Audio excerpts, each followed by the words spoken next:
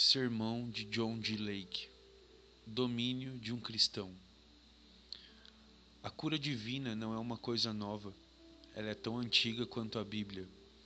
Escolhi hoje o primeiro capítulo de Gênesis, com ênfase no versículo 26. E disse Deus: façamos o homem à nossa semelhança, e domine sobre os peixes do mar, sobre as aves do céu, sobre o gado, e sobre toda a terra, e sobre todo réptil que rasteja sobre a terra. Gênesis 1:26. Eu quero que você observe o versículo 31 do mesmo capítulo, que diz o seguinte: E Deus viu que tudo o que ele fez era muito bom. Eu li isso como um lembrete do fato de que Deus fez tudo muito bom. E houve um tempo na história da raça humana em que não havia um homem ou uma mulher com câncer, tumor, tuberculose, diabetes ou qualquer uma das 10.000 coisas que afligem a humanidade em nossos dias. Agora, Deus disse a esse homem e a essa mulher que ele apresentou ao mundo: dominem. Você sabe que a palavra domínio é quase uma palavra perdida no vocabulário do cristão hoje? Vamos falar sobre domínio sobre o pecado. Na alma daquele que verdadeiramente conhece a Deus e esteve em contato com o Senhor como seu Salvador e curador, sua primeira consciência é um senso de domínio, o domínio sobre o pecado.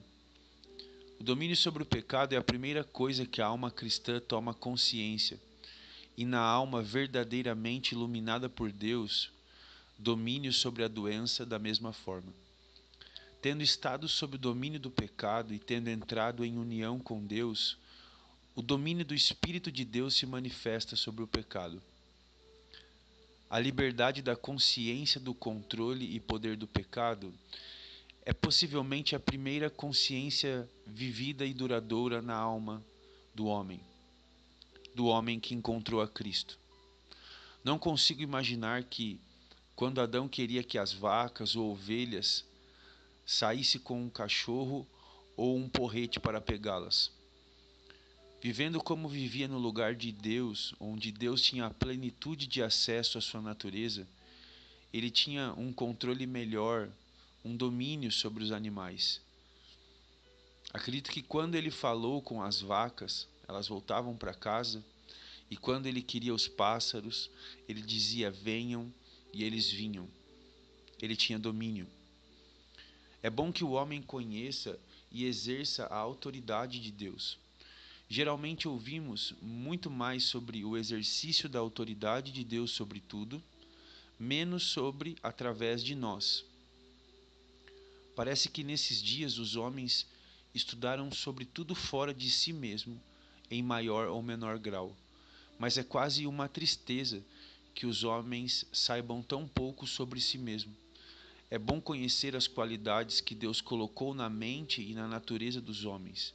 De fato, as Escrituras nos ordenam a exercer controle sobre nós mesmos. 2 Coríntios 10, Paulo fala: levando cativo todo pensamento à obediência de Cristo. Não uma mente divagante, mas uma mente controlada, uma mente dirigida, uma mente fixa em Deus, uma mente com ideais da santidade e integridade de Deus, no corpo, na alma e no espírito, ali estabelecido. Uma mente cuja própria estrutura contém Deus e tem capacidade para obter, reter e utilizar o maior grau do Espírito vivo do Deus eterno. Bendito seja o seu nome. Suponha que pudéssemos ter alinhado todo um público alguns anos atrás e fazê-los passar diante de uma plataforma. Quão triste procissão teria sido! A senhora Célia teria que passar com suspensórios de aço, com uma perna 5 centímetros mais curta que a outra, pois era assim desde o nascimento. Quando ela passa diante da plataforma hoje, ela anda com pernas iguais e seus pés são do mesmo tamanho e forma. Isso não foi uma cura, isso foi uma obra de criação. cumprindo o padrão que estava na mente de Deus e trazendo a forma estrutural daquela garota para onde Deus viu que era bom. A senhora Shields teria que passar como uma pobre moribunda e sofredora ruína, como ela era quando teve contato com o Evangelho e o poder de Deus pela primeira vez. A senhora Reed teria que passar por uma alma pobre e sofredora, cheia de câncer e tumores. Seria um triste cortejo. Você pode seguir a linha e tomar um após o outro, e essa é quase a história de todo indivíduo nessa grande audiência. Mas bendito seja Deus, porque houve um dia em que não havia ninguém para passar na plataforma com câncer, ninguém que tinha tumor ou qualquer outra forma de doença. Nossos primeiros pais, Adão e Eva, eram adoráveis, doces e bons, e cada gota de sangue em seu corpo era perfeita, 100% pura. Essa é a coisa que estamos trabalhando nos dias de hoje para que os homens entendam. Deus está tentando fazer com que eles se separem para Ele, para que a mesma vida pura de Deus que veio do céu e tomou posse da vida dos homens seja vivida por meio de Cristo, e sua mesma doçura divina e pureza celestial serão reconhecidas em nós, tornando-nos doces, puros e amáveis no espírito, alma e corpo. O Redentor e o remédio. Deus, vendo que os homens estavam em dificuldade, que o pecado, a doença e a morte prevaleciam, a fim de salvar a raça do extermínio, foi compelido a manifestar o Redentor e a redenção. Jesus Cristo veio a esse mundo como um remédio divino. Ele não tem outro remédio senão o Senhor Jesus. O remédio de Deus é uma pessoa, não uma coisa. Quando Jesus estabeleceu seu método de cura no mundo, foi peculiar e distinto. O diabo pôde manifestar algum outro sistema, ou o homem pode desenvolver algum outro sistema e pode ter poder em certo grau, mas Deus tem um método particular. Cristo o usou porque era divinamente superior a todos os outros e alcançaria um resultado que nenhum outro poderia. Nenhum homem que viveu nesse mundo fez os olhos crescerem em uma criança que não tinha olhos, ou um homem que nasceu cego começar a enxergar. Nenhum homem jamais criou um remédio no mundo que fizesse a perna de uma menina crescer 5 centímetros depois que ela tivesse 17 anos e tivesse nascido nessa condição. Deus demonstra a superioridade do seu sistema, poder e seu remédio divino na medida em que realiza no homem a sua vontade. A cura divina não é algo separado da salvação.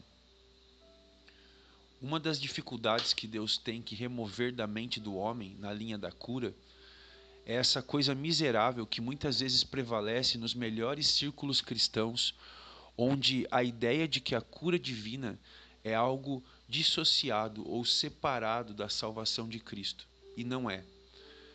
A cura é simplesmente a salvação de Jesus Cristo, tendo sua ação divina na carne do homem, da mesma forma que teve sua ação divina na alma e no espírito do homem. Quando Cristo curou o corpo, ele curou a alma. Tudo que o homem precisa fazer é deixar Deus entrar. Seus deficientes olhos espirituais recebem a visão. Sua mente adormecida torna-se ativa e o seu corpo doente é curado. Eu quero fixar esse pensamento em sua mente. A cura de um indivíduo é a demonstração de Deus a essa alma de que ele foi perdoado dos seus pecados. Se ele tiver juízo suficiente para acreditar nisso, ele sai da presença de Deus, livre no corpo, livre na alma e livre no espírito, curado por dentro e curado por fora. Quando Tiago estava discutindo o assunto, ele colocou dessa forma: há alguém doente entre vós? Chamem os presbíteros ou os anciãos da igreja e deixe-os orar sobre ele, ungindo-o com óleo em nome do Senhor. E a oração da fé salvará o enfermo, e se tiver cometido pecados, ser-lhe-ão perdoado. Bendito seja Deus quando o poder de cura de Jesus Cristo vem do céu e testifica na alma daquele homem curando o seu corpo, e seus pecados também são perdoados se ele somente crer nisso. Agora, amados, esse é o serviço que estamos tentando realizar. Que quando nos unirmos e orarmos a oração da fé com a inteligência que a palavra de Deus revela nesse livro sagrado, haverá um resultado divino de cura e perdão. Pelo pecado, a doença veio ao mundo. Quero falar com vocês dois fatos notáveis. Primeiro, no princípio Deus tinha um homem perfeito. Adão e Eva eram pessoas perfeitas. Eles não eram deficientes em uma única coisa. Então, o homem vagou no pecado e na degeneração. Há uma relação vital entre a doença e o pecado. Porque sem pecado na raça, não necessariamente no indivíduo, mas sem pecado na raça, não haveria doença. Pelo pecado, a morte entrou no mundo. O que é doença? É uma morte incipiente. Digo a vocês, amados, que quando vocês vierem a Deus para a cura do seu corpo, devem ser com um arrependimento contrito, confessando seus pecados. Não só pecados, transgressões, mas pecado. Esse estado da alma que faz você transgredir. A condição que venho discutindo com você é mais do que uma condição pessoal. É sobre a raça. A raça humana inteira é afetada da mesma forma. O princípio ativo da doença, de Bright, a tuberculose, do câncer e todas as classes de doenças, é o germe infernal do sistema que não tem o direito de estar no sangue e está pedindo vida e expressão. O fato é que a raça humana foi poluída pelo pecado para a morte. Como Gênesis vai dizer, morrendo, morrerás. A vontade de Deus é salvar o homem do pecado e dos efeitos do pecado. Jesus falou algumas palavras muito simples. Quando o leproso disse a Jesus, Senhor, se quiseres, pode me curar, ele reconheceu que Jesus tinha o poder, mas não tinha clareza quanto à sua vontade. Não tenho objeção a que você faça essa oração, contanto que você seja tão ignorante quanto ele sobre o que era a vontade de Deus. Mas hoje você não precisa ser. Jesus disse, eu quero. A palavra no grego, ételo, significa quero, tenho em mente, desejo, é a minha vontade, é o que eu gosto, eu tenho prazer nisso. A palavra de Deus é calculada para dar entendimento e clareza sobre o que é a vontade de Deus. De Gênesis a Apocalipse, enfatiza uma coisa, que a vontade de Deus é libertar o homem, espírito, alma e corpo, do pecado e dos efeitos do pecado. A doença é uma maldição, é fruto da morte. E quando a vontade de Deus for totalmente operada na raça, o pecado, a doença e a morte terão desaparecido. O início da imortalidade é quando Deus sopra sua vida em você e em mim, e nossos espíritos se tornam os recipientes da vida eterna em Jesus Cristo para sempre. Quão simples deve ser para as pessoas que têm confiança e fé no Senhor Jesus Cristo e em sua salvação, para acrescentar fé tanto para o corpo quanto para o espírito. Uma das liberdades mais agradáveis do mundo é a liberdade mental e espiritual que vem com a fuga da escravidão do medo. O medo da doença, o medo dessa dificuldade, o medo do problema, os medos.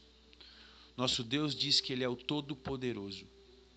Ele nos convida a ter confiança nele por causa da sua onipotência. Todas as coisas são possíveis para quem crê. Não é um relacionamento lindo? Um relacionamento tão vital que a onipotência de Deus entra em sua alma. Por quê? Por causa da sua confiança em Deus. Deus te abençoe.